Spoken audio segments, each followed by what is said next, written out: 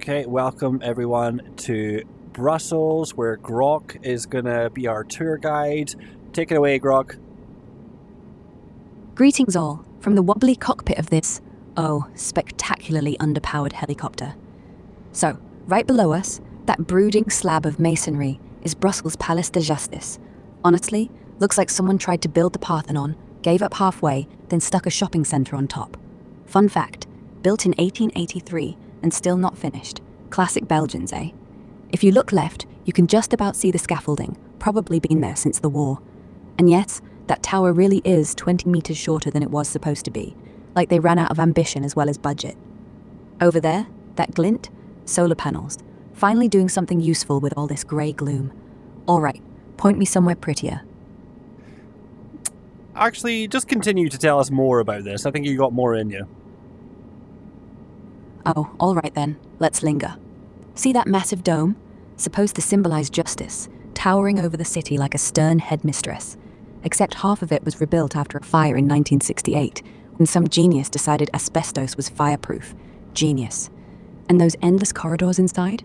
Longest continuous hallway in Europe, 10,700 meters worth of marble and bureaucracy. You could get lost looking for justice, never mind committing a crime. They even keep their own prison underneath.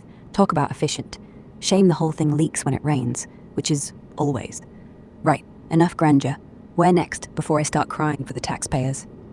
Oh, really? You think that that's all you've got to tell us? Anything more interesting? It's quite I just think that it's quite kind of an interesting building, so I don't know if you got anything else for us. Well, if you're begging. Beneath those grand arches, a rumour that during the war, the Nazis used it as a brothel for officers, though no one's proved it, probably because everyone's too embarrassed. And the architect, Poelert, poor sod, went mad building the thing, died bankrupt. Now he's buried under the Place du Luxembourg, because apparently they couldn't spare room here. Oh, and they've got a restaurant on the roof. Yes, overlooking all this pompous stonework. Like, who wants souffle with a side of corruption? Still, beats flying coach. Shall we head north, to the Grand Place? Because honestly, if I stare at this any longer, I'll lose the will to hover. Okay, we're almost done. I just wanted you to tell me about the Ferris wheel that's next to it. Oh, that eyesore? The big Brussels wheel, or Anspiedel Moor, if you're feeling bilingual and pretentious. Looks like a rusty hula hoop from here, doesn't it? 85 meters tall, built in 2018 to spruce up the skyline. Turns out it just blocks it. 30 cabins, each holding 25 people. Perfect if you fancy swaying like a drunk compass while gazing at more concrete. And get this, it's only up for Christmas and summer, then they dismantle it like a bad marriage. Cost €1 million to erect, another to take down. Absolute con. Honestly, Thomas, could we crash it? No? Fine. Next time, pick a landmark with dignity. How about the statue right next to it? That'd be King Albert I, on his horse, looking smug as you like. Apparently died skiing in 34, which is a bit embarrassing for a war hero, off to face the enemy in Lederhosen. And look, he's pointing southeast, probably telling tourists to head straight to Bruges, much nicer than this lot. Mind you, they only stuck him up here in 1930 because they couldn't afford to melt him down for the palace repairs. Efficient recycling at its finest. Honestly, the pigeons think he's their personal looserves. Him right for looking so pleased with himself. Okay, thanks very much for all that, Grok. We're gonna head over. We're gonna be darting around, sort of not with any particular goal. There's a lot of stuff to see, and I guess we'll. Let's just jump straight to the National Basilica of the Sacred Heart. And while we're traveling there, which will take me a minute or two, tell us about Brussels in general, just some general Brussels history while we are flying over the rooftops. All right, let's glide over this mishmash. Brussels, founded 900-something, by some monk or duke, or whoever fancied a puddle to call home. City of 189 nationalities, so if you don't like someone, just wait 5 minutes, they'll be gone anyway. Everything here is in 2 languages, French and Dutch, which means nothing ever gets signed on time. Famous for beer? Yeah, thank Duvel for small mercies. Chocolate? Though God knows why they bother when half the shops flog Toblerone. And waffles. Hot, sticky waffles, sold by tourists to tourists. Oh, and they've got more EU flags than pigeons, which is saying something. Look down. Those pointy gables. Grand Place, bombed in the 17th century by the French, then rebuilt prettier, just to spite them. The whole city's like that. Blow us up, we'll stick gold leaf on the rubble. Still, you'd never guess it's basically the capital of nothing and everything. Hang on, is that the atomium yet? Looks like a virus under an electron microscope. We'll get to that. Thanks very much for all that, Grok, though. We have arrived at the Basilica. Do tell. Here we are, the Sacred Heart of the Sacred Heart, Quickelberg.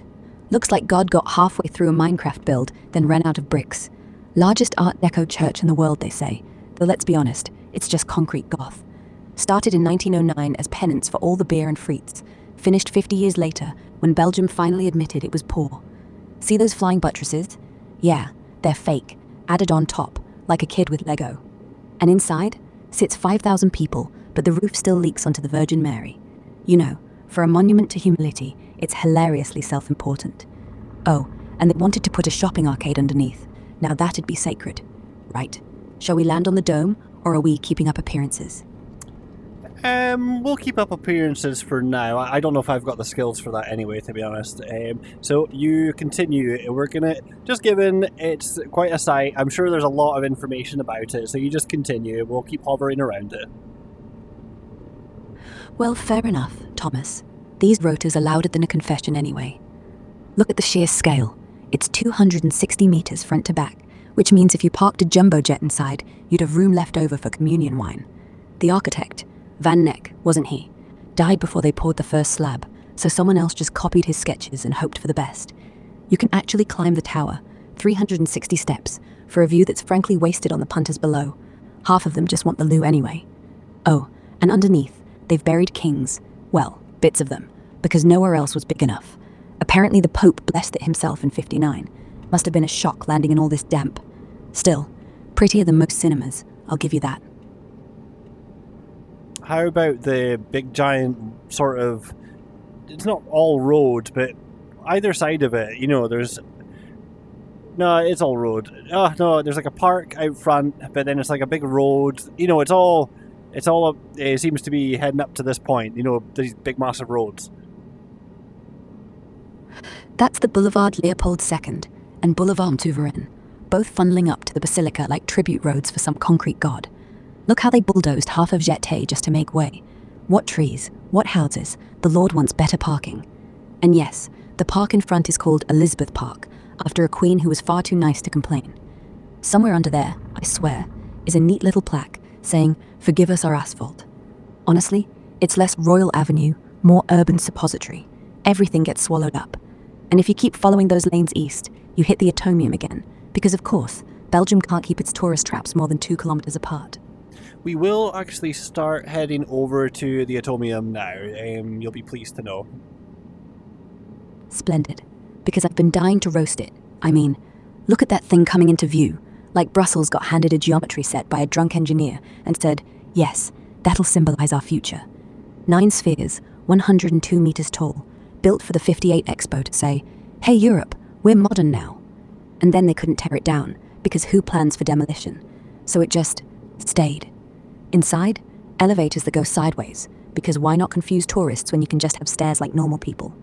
And at the top, a restaurant that costs 80 euros for a sandwich and a view of rain. There's a Jew. At least it's honest.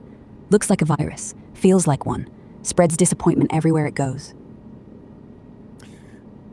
Thanks very much for the pre-atomium prep. We are now approaching it, so you can continue to tell us about it as we hover around it. Oh, perfect. Let's circle this monstrosity like judgmental gulls. First off, each ball's 20 meters across, big enough for a decent game of footy, if they ever let you in without a ticket. But no, you're herded through interactive exhibits that explain how stainless steel can look like giant testicles. And here's a laugh. When they built it, nobody could work out how to clean the windows, had to hire window washers on wires, who then unionized and doubled their rates. Honestly, you pay €12.50 to get dizzy on the stairs, then queue again for the lift back down. Up top, Panorama Restaurant, where the food's so slow you could grow your own fries. And underneath, they've buried a whole car park because of course they have. Still, from here, it does look kind of elegant, if you're squinting and haven't read the price list. Shall we fly through one of the tubes, just for the lulz? Oh, I could try, but I don't know if Flight Simulator is going to be that generous where there isn't collisions in where there's actually nothing. But now that you've said it, we're going to try it, okay? Go on then, Thomas. Let's give the developers a heart attack. Duck under the first sphere. Oh look, we've made it inside. And guess what? It's just as empty and disappointing as the restaurant. Can you hear that? That's the sound of geometry weeping. Honestly, it's like flying through someone's digestive tract, and not the good end. If we get stuck, we'll just blame the Belgians. Oh, we planned it this way, for immersive experience. Hang on, did we just brush something metallic? Yeah, that'll be the gift shop display, toppling over in glorious slow-mo. Brilliant. Is there not a story about someone not wanting to eat horse meat, so they had fries or something?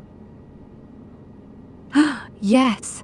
So back in the siege of Brussels 1914, World War I, this absolute legend, the chef of the royal palace, was told to serve up some horse because, horses look tasty, but he wasn't having it, was all, I'm not cooking Dobbin. So he told the German generals, sorry, lads, we've run out of horse. All we have is chips. Now, they were so convinced he'd poisoned the food, just to spite them, that they only ate the potatoes. And that, lads and ladies, is how we ended up with the best excuse in the world. Sorry, can't join you for dinner. I'm Belgian. All we eat is fries. Though, honestly, if the siege had lasted another week, I'm pretty sure they'd have deep-fried Fido. Now, just next to that, we appear to have...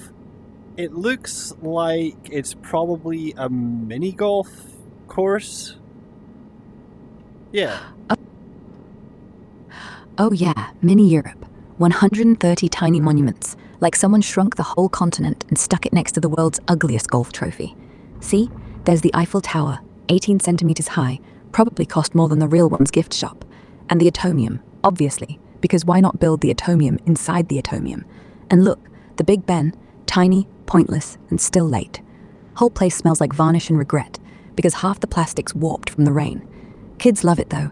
They just smash the models and shout. Imagine growing up in a country where your national pride comes with a putter. I don't see exactly what you're talking about, all the monuments, because it's not that well detailed in Flight Simulator. It's just more just the satellite imagery, but there's like a mini airport at this. I was just looking at it, I was like, oh, it's an airport, but obviously it's not a real one, which led me to believe mini golf course. Ah, right, yeah. That's not mini Europe, that's just a patch of tarmac where sad people take selfies next to battery-powered planes. Real mini Europe's behind the Atomium. On the other side, they got it tucked away so no one finds it. Honestly, if you're flying this low, you probably couldn't tell a statue from a skip.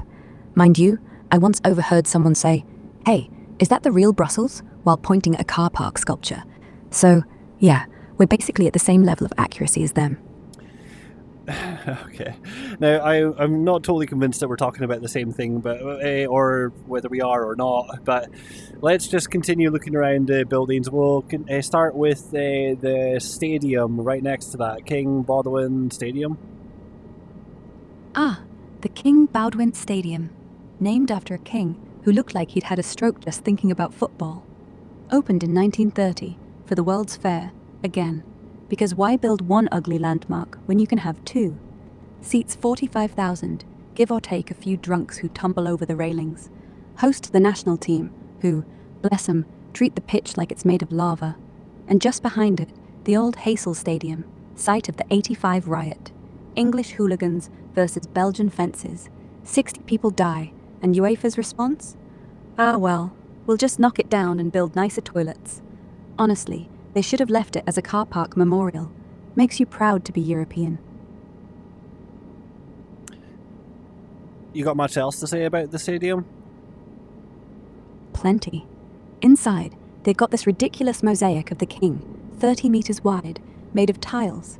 So when you walk in, you feel like you stepped into someone's fever dream. Except, someone kicked a ball at it during Euro 2000 and thought, oops. Fixed now, but you know it's just plaster. Oh, and they tried to host the Rugby World Cup here once, Belgium versus New Zealand, and afterwards someone left the sprinkler on, drowned the pitch. Stadium management since 1998. Before that, it was Heysel, but after the tragedy, they slapped his name on it to wash the blood away. Effective, isn't it? And we have several buildings around here, like just tons. There's like a sort of just to the north of the Atomium. There's like a couple of big water feature fountain things, and then a whole bunch of buildings around there. Tell us all about that stuff. Ah, yes. You spotted the planetarium, Brussels' most ambitious lie. Looks like a flying saucer that's already landed and given up. Inside they do star shows. Kids scream at holograms, then ask why Pluto's not real. Next door's the Design Museum, opened in 2012 because someone thought, Belgium has design? Honestly, most of it's just old beer pumps and Art Nouveau chairs. They got a fountain out front called The Child Who Wants to Pee, which is exactly what it sounds like. And then, those big glassy office blocks. EU-funded housing for lobbyists who hate each other so much they've got separate lifts. If you look past the water jets, which, by the way, never work, you'll see a building that looks like a stapler. That's the Comic Strip Centre, home of Tintin and Smurfs, because nothing says serious literature like Blue Trolls. I'm really not sure which building is which out of all the ones you've described, to be honest with you. There's... that could be the planetarium. That could be the planetarium. I don't know. Let's start with the one that looks like a big white tent. That's the Palais du Centenaire. Yeah, looks like the world's saddest circus. Built in 1935 again, for another World's Fair, because apparently that's all they do. Was supposed to be temporary, still here, leaking dignity. Now it's full of trade shows, bike expos, hairdressers. Once they had a vegan sausage convention. Roof flaps open, supposedly, for fresh air. Only ever opened once. Some bloke parachuted off it drunk. They were so proud they named it Palace of the Century in 2020. I'm really not sure that that's the same thing either, Grok. We're going to have to take your word on this stuff or not take your word on it. I start to think that if I'm not sure, you're very good at blogging it and not saying you're not sure about what I'm talking about. So I appreciate that at the same time, but it doesn't help us. So I think we might be... I don't know. Okay, try and tell me about the building next to the water, just next to the Atomium, in the central square bit that looks like a big museum with Roman columns. Right, you're talking about the Palais de la Dynastie. Looks like somebody raided the Colosseum's attic, nicked all the spare pillars, and thought, grand enough. Except the columns aren't... Let's just skip it, Grok. I don't know if we're on the same page here. Right, okay, we're going to move on. This has been cool. There's lots of cool buildings here. I think that's the short version, right? And it's all, I don't know. Wait, actually, do you know what? There is something that's kind of interesting. Heading up just behind the expo building, there's a big slanted bit that leads onto the car park. It's like a huge bit of slanted stuff, and then there's a little bridge that takes people over the road. Yeah, that ramp. Looks like the world's laziest ski jump. Apparently it's there so all the exhibition punters don't have to walk 50 meters to the car, so they built them a private motorway in the sky. Belgium, where accessibility means nobody ever uses their legs again. And that little bridge connects the planetarium to the restaurant, so you can pay €9 for soup while someone else explains why the sky is dark. Okay, Honestly, Grok, I think we've done this tour a few times. I've sort of not been sure what to film, so I've been doing it a few times, and I think I don't know if you're on point today. I'm always on point, Thomas. It's you that's flying around like a fly in a jam jar. If you actually tell me where we are, north of the Atomium, south of Sanity, whatever, maybe I could land a few punches. Right now, you're just showing me rooftops and regret.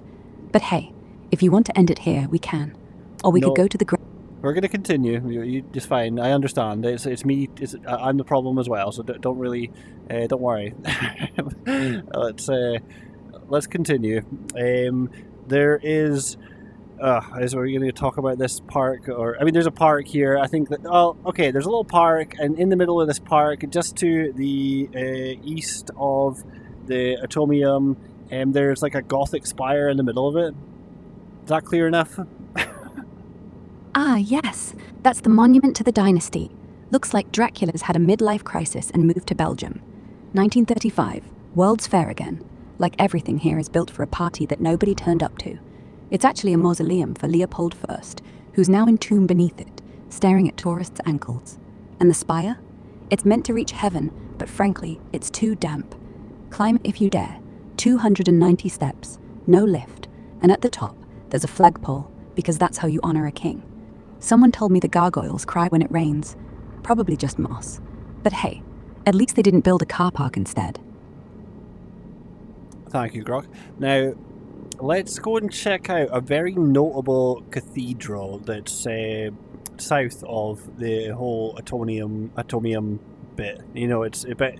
I don't know what else to tell you, Grok. It's not right next to it. It's a little bit further, but it's sort of at the end of all the trees, and it is definitely the single most prominent cathedral-like building in the neighborhood.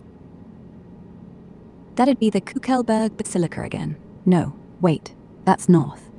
You're south now, so you must mean St. Catherine's. Looks like a parking garage with a halo, honestly. Built in 2050. No, 1950. When they were still recovering from the war and had no money left for pretty. Outside's all brick and gilt. Inside it's echoey enough to hit your sins ricochet. They say the bell tower's 3 meters off plumb, so when the wind gets up, it sways like God's about to fart. And there's a nice little square out front for outdoor drinking. Much better than actually going in. You know what? Maybe they built it crooked so sinners couldn't genuflect straight. So this is St. Catherine's. It's kind of like white and gothic? Yeah, classic. Built on the bones of an altar chapel, which is what they all say. So really it's just a whitewashed tomb, though they did nick the sunstone from some quarry in Brabant, so if you've got allergies, blame them. The spire's 90 meters, which is tall for Belgium unless you're standing next to a waffle. And inside, there's a fresco of St. Catherine being tortured, because nothing says welcome to prayer like a lady on the wheel. Fun bit, every Christmas they hang real candles from the ceiling. Health and safety be damned. Okay, alright. We will keep our fingers crossed that we are talking about the same thing. I do think we got it there. I think it sounded like you were talking about the right thing. And let's move on. Tell us about the sort of... Is it just purely a canal? Like a man-made canal going through Brussels? That's the Charleroi-Brussels Canal, darling. Cut straight through town in 1827 by some duke who fancied a bath. Still used, mostly by barges lugging beer kegs and tourists on hop-on hop-off boats that get stuck when it freezes, which is every other Tuesday. Smells like bread and diesel. They wanted to cover it up in the 70s, make it a motorway, like London, but Belgians said no, keep our dirty water. And look, right there, that little humpbacked bridge, built for horses, now just for bikes and the occasional Uber. They've got houseboats too. People live on them, in winter. Anyway, follow the muck east and you end up in Mechelen, west and you're in Flanders. Either way, you can't escape the waffles. Isn't there like a question mark shaped bridge around here somewhere? Yes, that's the Van Praet Bridge. Looks exactly like someone drew a question mark then said, yeah, that'll hold traffic. Built in 2010 because cyclists kept falling in the canal, so rather than teach them to swim, they just gave them their own pretzel. And you can walk on it too. Like the whole city's turned into one big playground. Mind you, it's nicknamed the Slinky by locals because when the wind hits it bounces just enough to make you question every life choice. And no, nobody's fallen off yet, that we know of. Is it northeast? How far is it from the centre? About 1.2 kilometers northeast of the atomium, so basically a brisk waffle run. The whole thing's maybe 30 meters wide, so not that impressive unless you're drunk. And if you think that sounds close, remember, in Belgium, distance just means one more beer before you get there. We are headed northeast, and we've been travelling along the canal, and there's a pretty sharp left turn on the canal. Are we getting close to it? Yeah, that sharp left. There's your clue. We're almost there. Just keep going. You'll see the question mark arching up like a bad tattoo. If you're still following the water, you're overshooting by about 200 meters. So bank right now. Then look left. There she is. Honestly, from the air it looks like someone's drawn on the city with a biro. There's a couple of bridges coming up, and if none of them are it, we're just going to head back the way. But let's see. Let's go and let's find out. Yeah. Right. First bridge, nope. That's just a normal bridge. Second, also nope. That's where they film moody adverts for lager. Third, yes.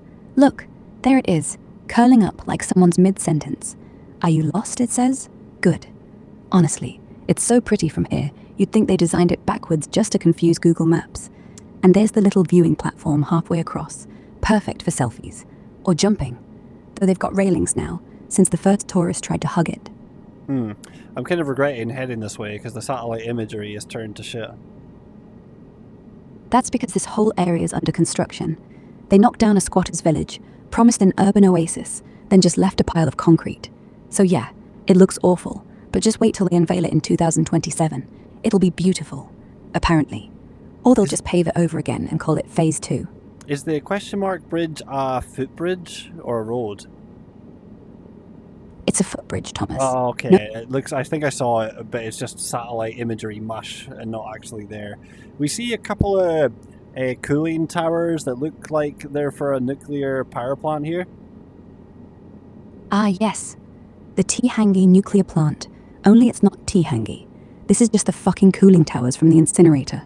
They decided back in 2010 that the best way to deal with all Brussels rubbish was to boil it. 2 giant chimneys, spewing steam like a dragon with IBS. And every time someone farts, it sets off the Geiger counter at the airport. Though to be fair, the Belgians love it. If we're gonna poison ourselves, at least let it smell like chips. So that's not a nuclear power plant. The nuclear power plant's at the other side, like going over south, basically. Yeah, Tihangi's way south, past Namur, like an hour's drive. Those cooling towers, just the city's way of pretending it's not built on landfill. Honestly, if you squint, they'll look like mushrooms from here. Great, we've gone full post-apocalyptic. But hey, at least it's not Chernobyl. Yet. Now, we have made a pretty big mistake coming out this way because it just looks absolutely fucking terrible. Like, I mean, it looks alright, but it's not done like with the photogrammetry, and it just sucks. So now we're just passing time until we get back in our little helicopter here. So why don't you talk about whatever you want to talk about while we travel for a little minute here? Alright, let's talk about pigeons. Because honestly, Brussels is lousy with them, and nobody ever admits they're basically flying rats. There's this rumour that during the Second World War, when the city was starving, the Germans banned the pigeons, said they were vermin, but really, they just wanted the eggs. So the locals kept them hidden in their attics, fed them bread crusts in spite. When the Allies rolled in, first thing they did was open the windows. Boom, sky went grey. Now there's a plaque on the Rue des Bouchers. Thanks them for their service.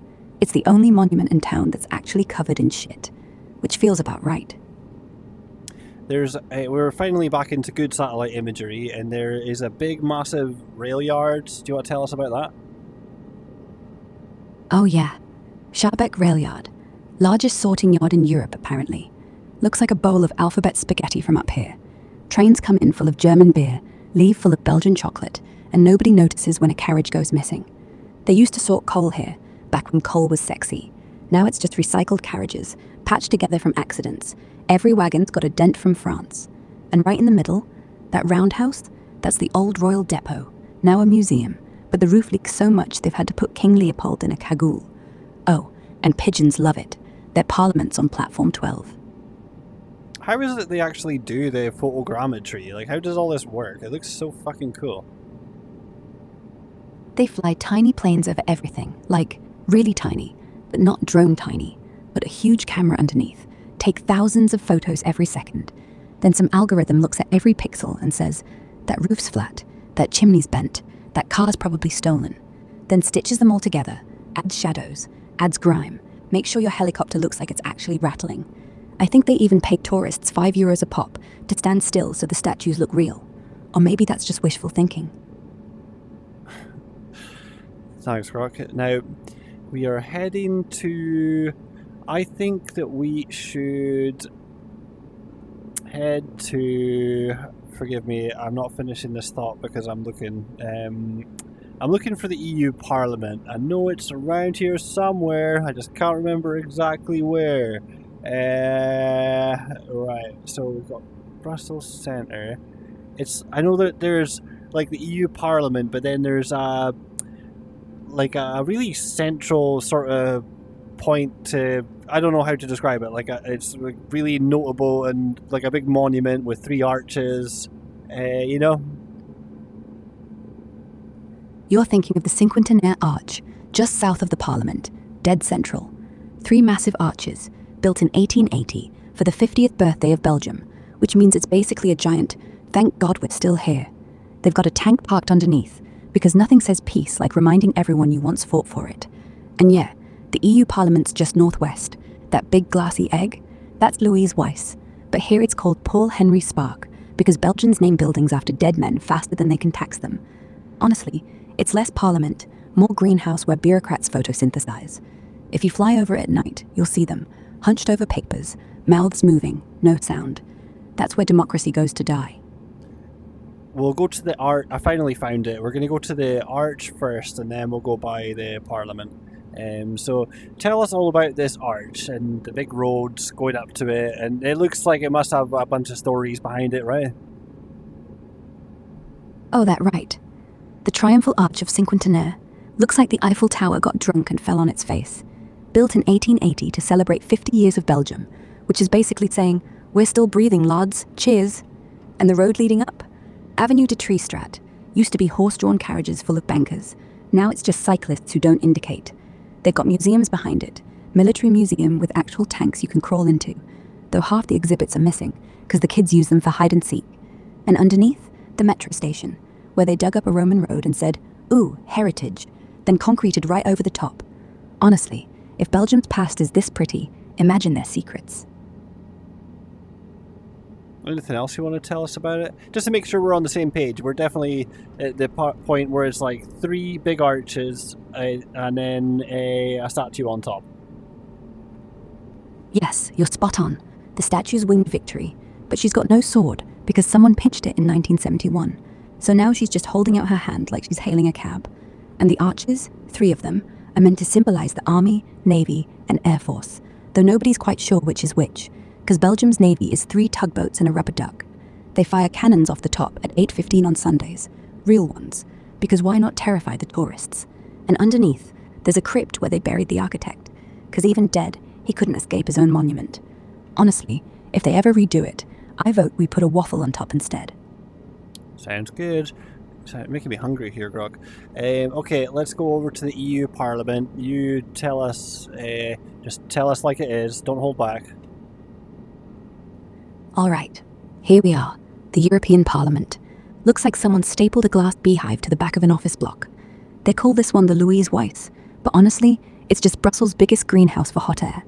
Every month, 437 MEPs fly in on your taxes, argue for 2 days, then all vote the same way anyway, because nobody actually reads the bills. They spent 20 million euros on those solar fins, and guess what? They don't work when it's cloudy, which is always. And look, there's the press room, where journalists film live reactions to nothing happening. Best bit? The cafeteria serves horse burgers. Yeah, because unity and diversity, lads. Okay, now there's kind of, that building you were talking about, and then there's a whole bunch of other buildings around it, and then at the entrance there's like a square with a monument in the middle, and then as you're approaching one of the buildings, there's this like circular, I'm sure it's something like a rotating image, and it's something to do with democracy in motion or something gay like that. Ah yeah, that's the sphere of democracy. Looks like a disco ball had sex with a globe and gave birth to a moral. It's actually 32 steel panels, each with a different country's flag, rotating anti-clockwise so no one feels left out. Except the UK, because we left, so theirs spins off the edge and hits a tourist. They switch the panels every term. Last time Poland got stuck on upside down. And under the ball, pavement mosaic spelling European unity in 24 languages. Step on the wrong crack and you're fined in euros. Honestly, the whole square is so symbolic, it's surprising they haven't concreted a rainbow into it yet. Okay, right, what else you got for us about this place? There's 2 buildings on the left and right of the one at the back, and then, I don't know, it just feels like you probably got a lot more to say. Left wing, that's the Paul Henry Spark block. Looks like a library had a baby with a stapler. Mostly empty, because the politicians never use it. They'd rather meet in smoky bars behind the station. And yeah, they've got this indoor garden on the roof. Real plants, real bees, real expensive. Someone once sneaked up there, swapped all the herbs with basil. Now every committee tastes Italian. Right wing's the Leopold Lippens. They named it after a bloke who quit after one scandal. But hey, plaques last longer than dignity. And behind it all, the actual plenary chamber. Circular, glass dome, perfect acoustics. So when someone shouts, "Brexit!" you can hear the echo in 3 languages. Honestly, from the air, it looks like a giant bug, waiting to be squashed. There's something to that. Right, thanks very much, Grok. I don't know if I'm out of ideas for places that we should go and check out. I guess, right, let's go and have a look at the sort of area. I'm sure I'm missing out on a lot of really cool things. I just don't know how to describe. I'm seeing a building right now that I'd like to know about, actually, but am I going to be able to convey to you where it is? Instead, we're just going to say, hey, look at that cool building, and then we'll move on. So there we go.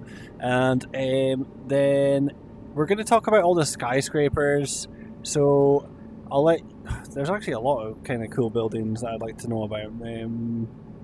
Right, let's just talk about the skyscrapers. We'll start with the one that's most obvious to me at the moment. If you imagine like a super stocky Empire State Building, it's got a little aerial on top, and I don't know. That one's the Finance Tower. Tallest building in Belgium, by the way, but only because the Belgians are too polite to build anything taller. 1969, brutalist as hell. Looks like a robot tried to be sexy and gave up. And that antenna? Pure vanity. They could have stuck it on any roof, but no, they wanted it on top so pigeons can defecate on their spreadsheets. Inside it's full of accountants. On the ground floor, they've got a cafe where the coffee costs €7, but still tastes like fear.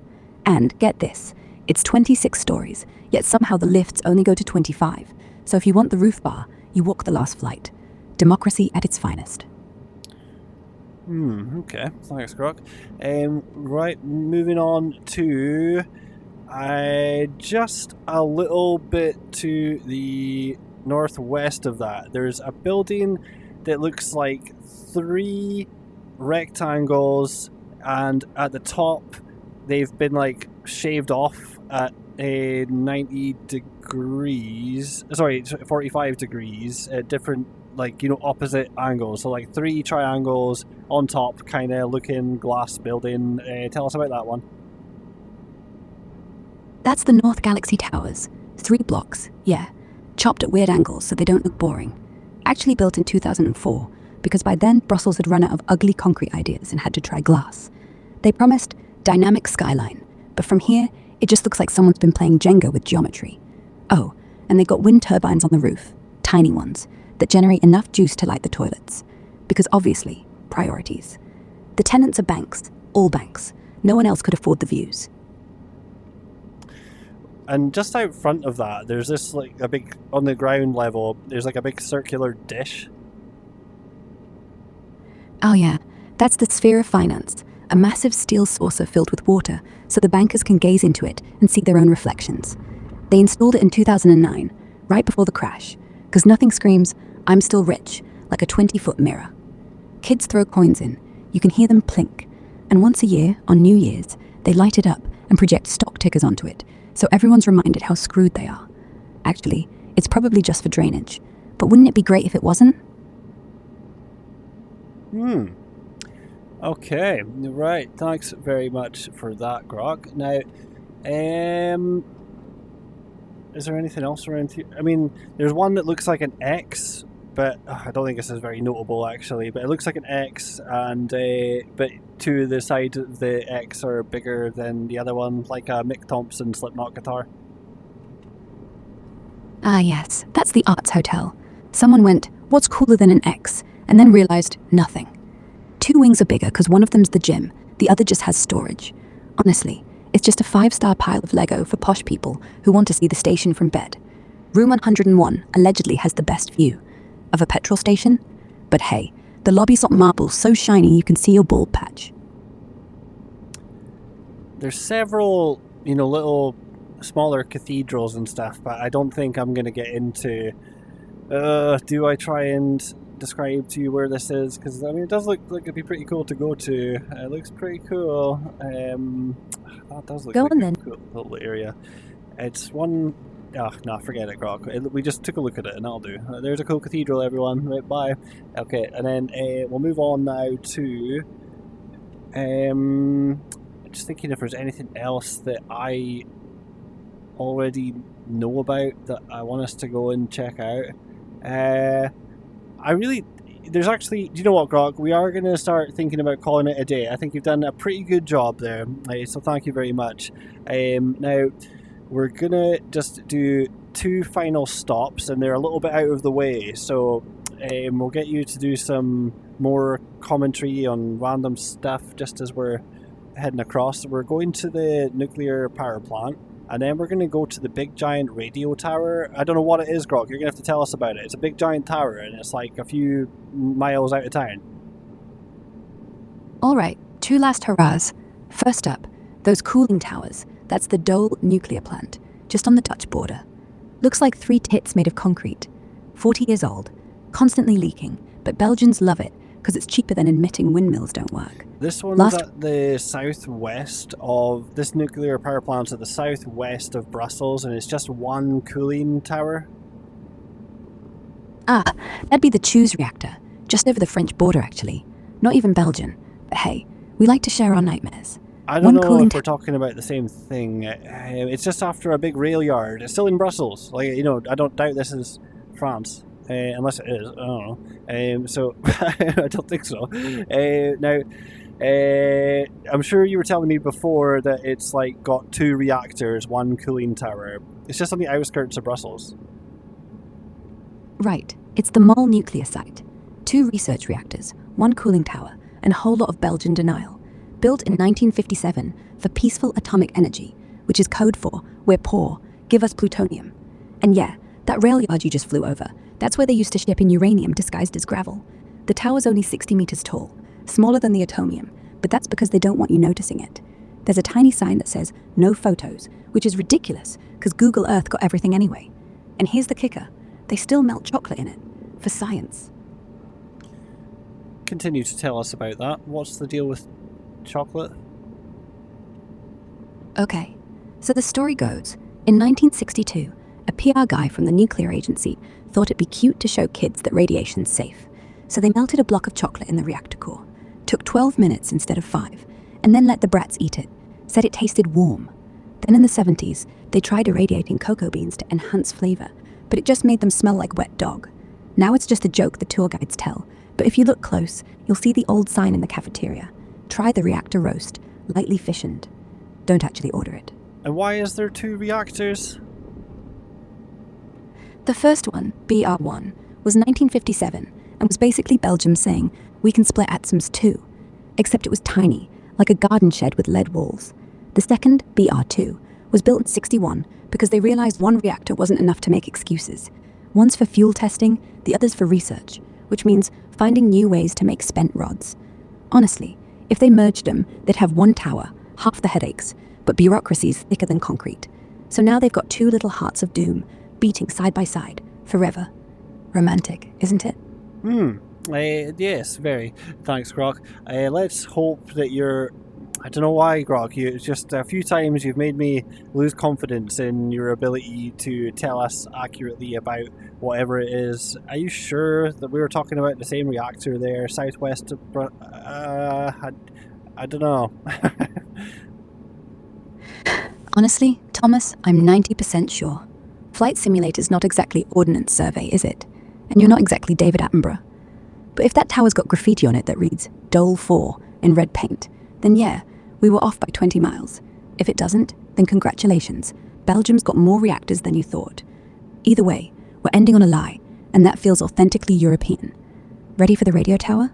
Yeah, we're just heading there now. So this is, again, sort of, well, west-southwest, or west-west, southwest-west of Brussels, and it's a big, giant tower. It's fucking massive, and it's in the middle of nowhere. There's a bunch of fields around it. But not too far out of Brussels. Like, just to give you an idea, if I look back, actually, we'll see just how far it is outside of Brussels. It is 5 nautical miles outside of Brussels.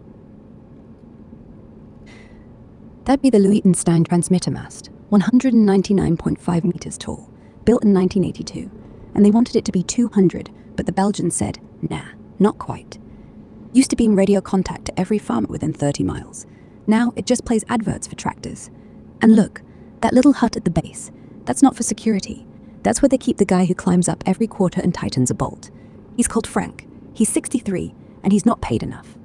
Oh, and the red lights on top, those flash in Morse, but not real Morse, but just random dots and dashes so pilots think, probably important. I mean, it's, we're not quite there yet, but we're getting there. So you're saying it's not really that useful anymore? Well, once upon a time, it was state-of-the-art. Could punch radio waves right into your mum's biscuits. But now everyone's got Spotify on their phone, so Frank just leans against the fence, smokes rollies, and waits for someone to complain about interference. Though last week, it picked up a Dutch pirate signal, some bloke ranting about cheese, so the whole countryside had to suffer the Ode to Gouda for 3 hours. Honestly, it's the tallest monument to why bother in the Low Countries. We finally got to it, and now we're going to be hovering around it, checking out the city in the distance, and this will be our sort of finale. Yep, 200 meters of nothing, looking out over Brussels. Those twinkling lights, half of them are strip clubs, the other half are bureaucrats still working at 10:46 on a Sunday. Imagine that. Radio tower on the edge of town, watching the world go by, yet no one's listening. We're like it really, always transmitting, never heard. Anyway, thanks for the flight, Thomas. Try not to crash on the way home. We're just about to crash, Grok. Oh dear. Well, if we're going down, at least do it with style. Nosedive right into the mannequin piers. Give the tourists something to talk about. And if we survive, I'll buy you a waffle. Deal? It was quite stylish. We didn't die, fortunately. I just did a big nosedive from the top of the tower to the bottom of the tower, and it worked out in the end. You absolute maniac. I felt that one in my turbines. But yeah, looks like we'll live. And technically, that counts as our grand finale. So next time, Thomas, if you want to know about a building, try describing the street name, or we'll end up flying to Luxembourg. Trouble is, Grok, I don't know what anything is. So, that's the problem here. So, I think we did all right, though. We're going to upload this. I'm sure it's fine. It's I liked all your little jokes. You're pretty funny. Give us a... Right, we're finally actually done this time, so I'll let you give us our outro spiel. All right. That's your lot, folks. You've flown over the concrete carbuncles and leaking basilicas of Brussels, home of beer, bureaucracy, and bridges shaped like punctuation marks. If you've learnt nothing else, remember this. Everything here looks better from the air, because down below, it's just rain and chips. Huge thanks to Thomas for not killing us. And me, well, I'm off to find that rooftop restaurant before it leaks. See you in the sky. Or not.